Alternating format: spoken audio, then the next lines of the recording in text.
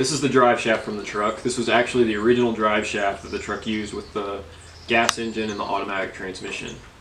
And it actually still mounted up with the 5-speed, but it was sitting about 1.5 inches further telescoped out than before. And that would have worked really well with this configuration because now we have plunge on up travel. However, by moving the axle forward at the same time, this drive shaft's now too short. When I did the shackle reversal on the truck, I moved the axle forward 2.5 inches altogether. So we need to lengthen the drive shaft. Right here we have some 2.5-inch pipe. Usually a drive shaft would use tubing, and tubing is measured in outside diameter, whereas pipe is measured in inside diameter. This is a 2.5-inch tube. This is a 2.5-inch pipe. What I'm going to try to do is I'm going to cut this tube in half and see if I can slip it inside of this tube. If that doesn't work, what I'm going to end up doing is cutting these welds and then retubing it that way. So after some not so precise chopping, I have the 3 components here that we need. And we need to decide how long we want our new tube here. Originally with the shackle at the front, as the suspension moved up, which is primarily what this thing's going to be doing with the amount of load that we're going to be putting on it, that drive shaft would have gotten longer. Now, with the shackle at the back, as the suspension moves up, it is going to shorten. So what I want to do is I want to find out what our maximum plunge depth is, and then work forward from there to decide where I want it to sit at our static ride height. So for this point, it looks like we're at 3 3/8 out and 3/4 of an inch in. So I'm going to basically set this between those 2 points. I have my tube cut 22 3/4. We need to get it on to the tube here, and it's an interference fit. 2.5 inches and 2.5 inches, you know, they're the same size. To put this thing in the press to get them together, I need to take this double cardine apart and rebuild it anyway, but by putting it in the press, this thing's going to want to walk all over the place. There's too much movement, so we need to get this down to where it's just the bare yoke. Alright, so the first thing you need to do is pull the cap. So if you take a screwdriver and basically just get it in between the trunnion and the yoke, you can just pop 2 outer caps on this first joint. Once those are out, you can knock this trunnion through this case. I've got this in the vise where the bottom of this can still fall out.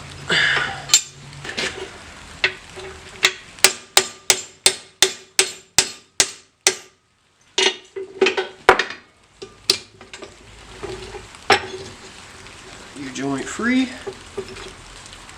So there's our first joint. These joints were good, but the seals on them were all dry rotted and cracked. So this is what our actual issue is. You can see this is a ball and socket, and this is basically a bearing that's supposed to float around in there, and as that oscillates, it causes this to turn with it in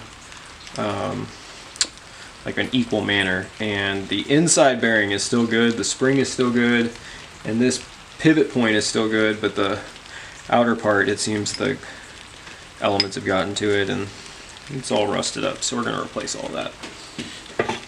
The next joint will knock out the same way, but it's actually the one that I have the clip stuck in, so we'll go the opposite direction.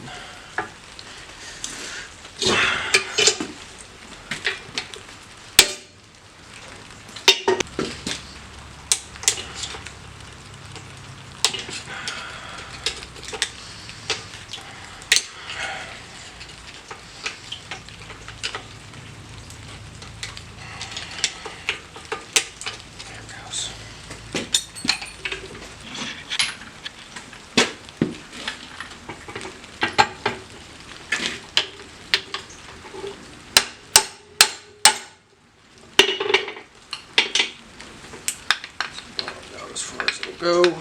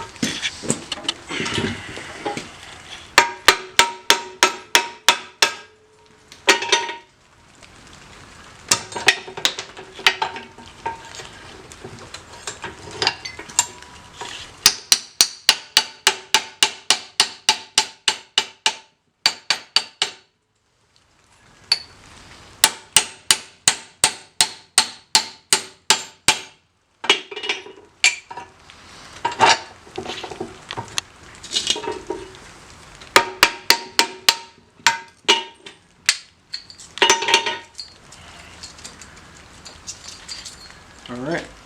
The carding disassembled, I'm going to basically slowly tap this thing in.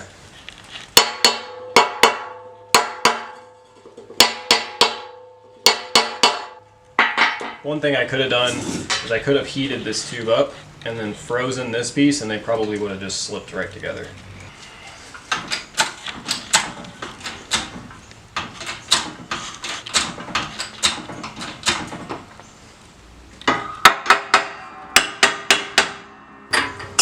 Yoke.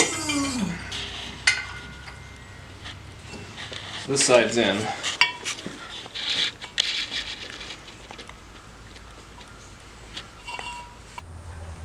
Alright, so it's a different day and a totally different climate now. Somehow it goes from 60 degrees to 30 degrees like overnight in this state.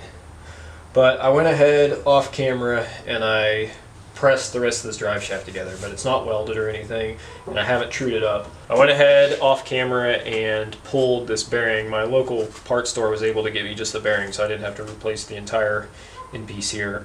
To get that out, what you usually have to do is drill a hole in the back side of this and spin the ball sideways and use a drift to just punch it out the bottom. So that's what I did there. You usually have like a couple of different options. You can either go to the dealership and buy U-joints there, which they will just be reboxed spicers. Or you can go down to the parts store and get spicers or order them online, or you end up with like a Precision or some kind of other lower grade U-joint. But the U-joints that you usually get from the parts stores are like this. This is a greasable joint. This is a Blue Seal spicer. This one here happens to be like, these are 1330s. This is a 5-213X. A Gold Seal, which is like what these are, they will have no grease zerks. They will be a forged center cross that is solid. There's no passageways through the center of it. This U-joint here has a hollow core in it, and you can see right here where this hole is. This is where like a grease zerk goes into it, and basically it can supply grease to any of these ends. And then the seal that comes with it isn't honestly as good as these original ones were. So I went ahead and I got a full set of the Blue Seal spicers, and what we're going to end up doing is I cleaned up the cross shafts or the trunnions or whatever you want to call these, and the Blue Seal and the Gold Seal both use the same dimensions on the end cap. So we can use these caps with this cross, and we will get a stronger joint that way without spending a ton of money. And on this project, it's not necessary to do what I'm doing. These greasable joints probably would hold up just fine, but these are stronger. And this being inside the cardine, there's no way to actually get a grease gun in there to grease them anyway. So that's what we're going to end up with when we're done. Let's assemble all of this stuff real quick. First thing I want to do is I want to clean out the circle clip groove on each side of our yoke.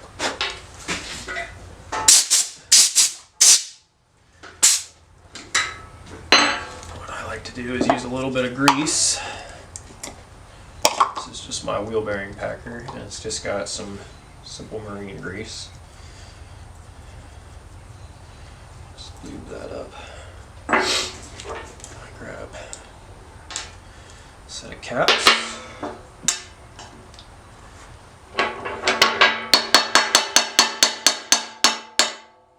Just got my cap in there flush.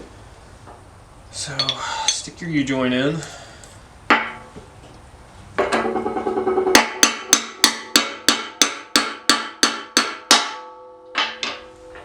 Take your other cap. Stick it in.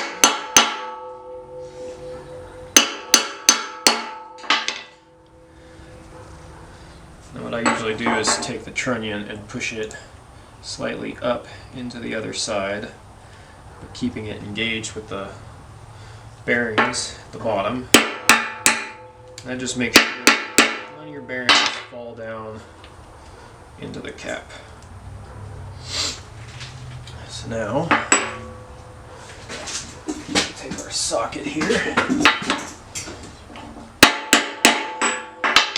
One side in.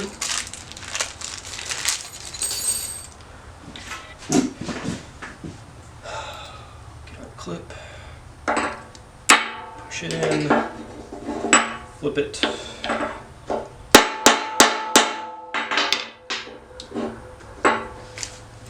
another clip,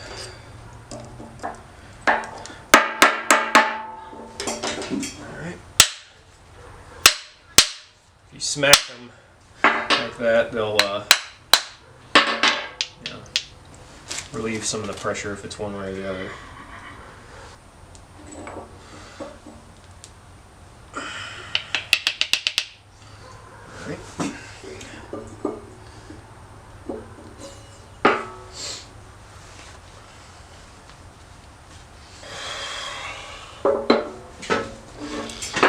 The same thing here. So we've got 4 caps.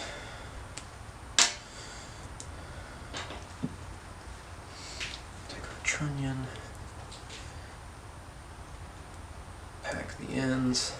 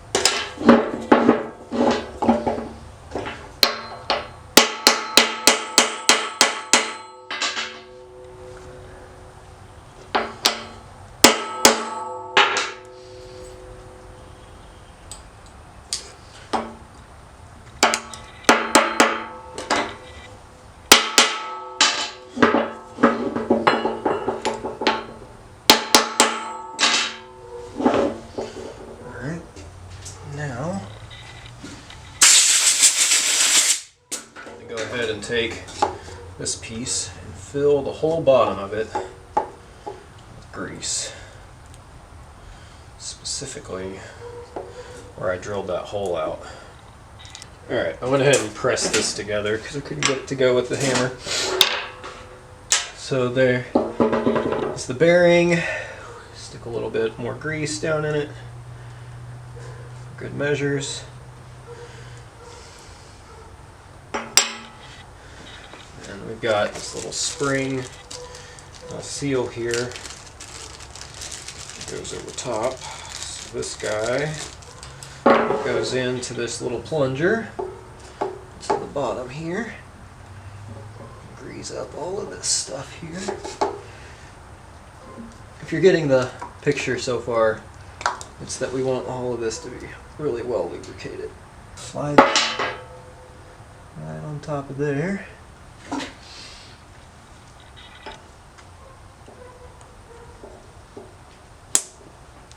that sits like that.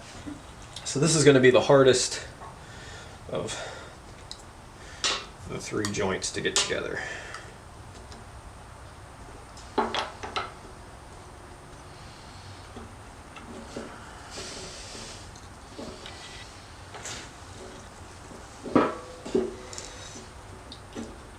There we go.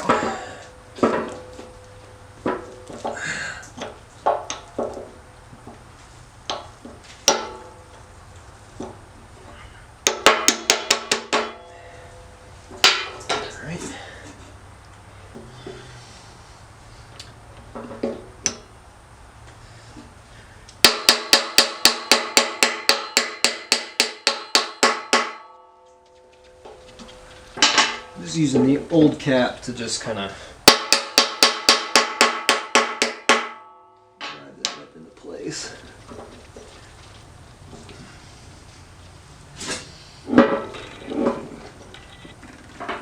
Shouldn't have gone in that far.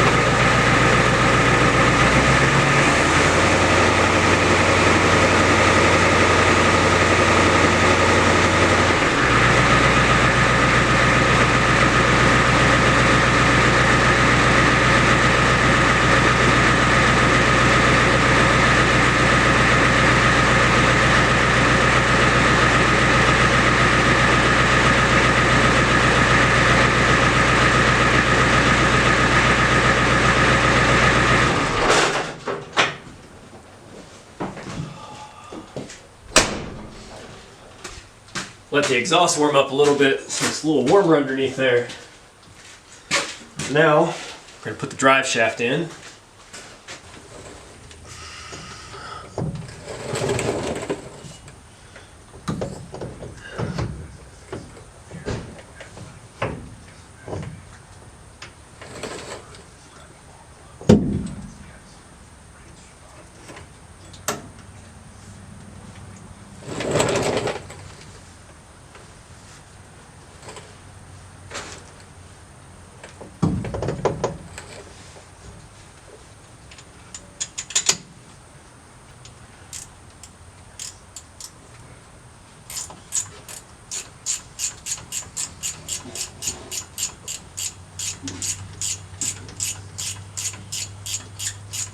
So here's what I got going on here.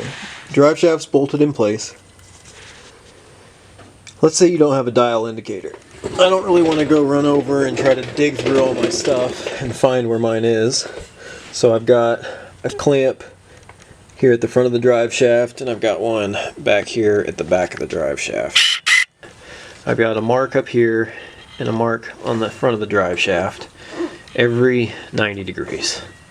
And we've got our clamps set up. So there's just the tiniest gap. What you do is you rotate the drive shaft, and you watch that gap open and close, and you use a hammer and you tap it in each direction till it spins where there's about 1/1000th of an inch clearance all the way around the clamp. You do the same thing up here, and you can just use the smallest amount of light. Let me open this up where you guys can see it. So, alright, so we have just the tiniest amount of light. And you just spin the drive shaft around, watching that light, making sure it stays equal all the way around. And you can shine a light behind it and see like a gap between the drive shaft and that clamp or whatever it is that you use, and then you just spin it around on it and look through to see the light on the back side. And by doing so, you can completely straighten one of these shafts, and you just have to tap on it one way and the other to get it to go where you need it to go.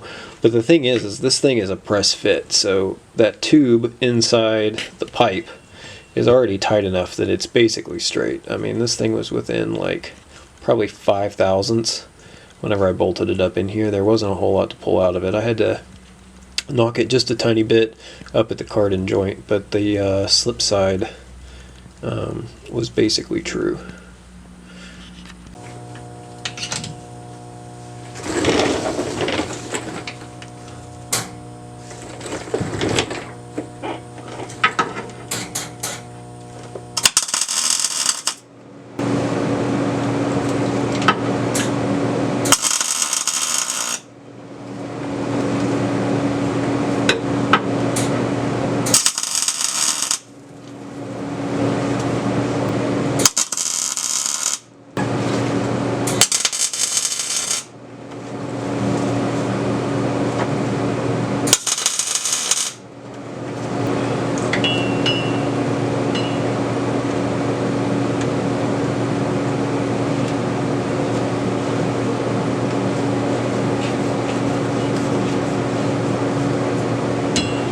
True.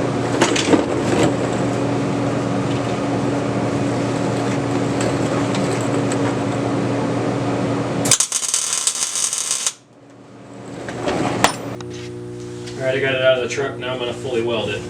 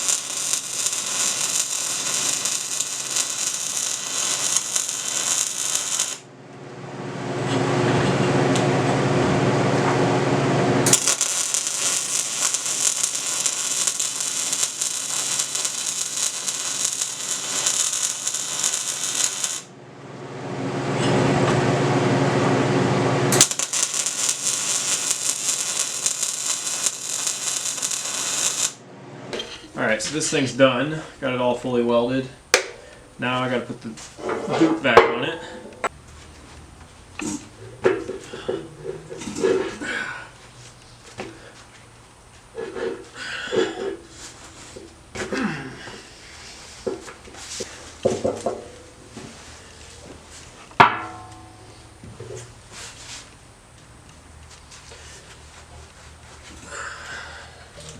Go ahead and just seal the wire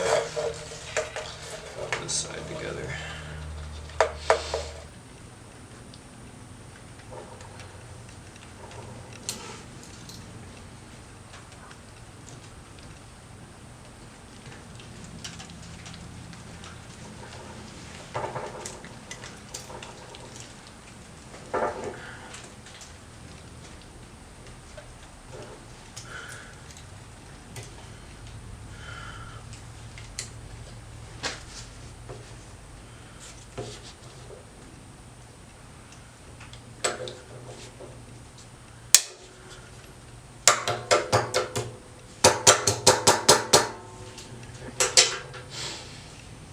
Ta-da!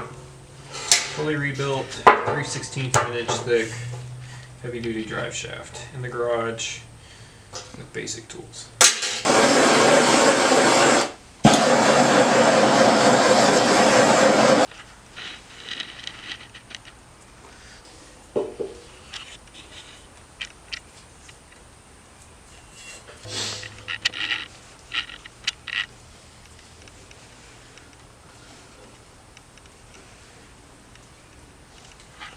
So why are you taping it? So the boot's ripped up, and I'm not gonna go buy a boot for this thing. Electrical tape works just fine.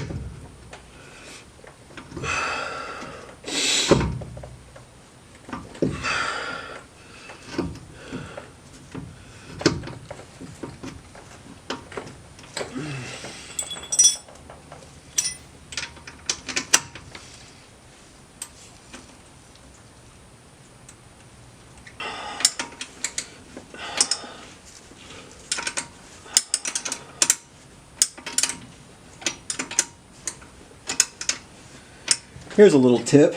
Don't ever tighten up U-bolts on a U-joint more than just what your wrist can do.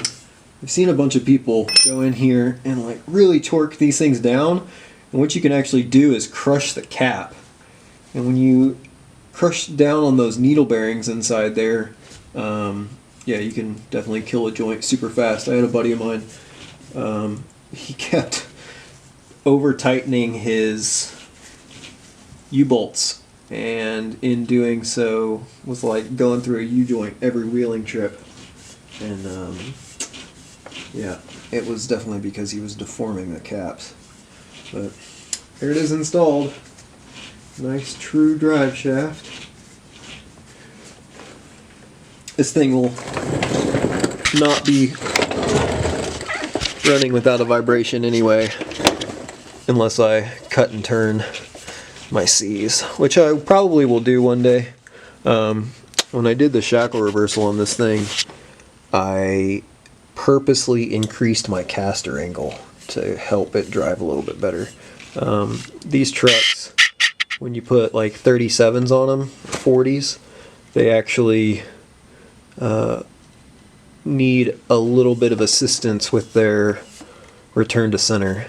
You can't really go more than what I've done, but about 7 to 10 degrees negative caster helps them out quite a bit.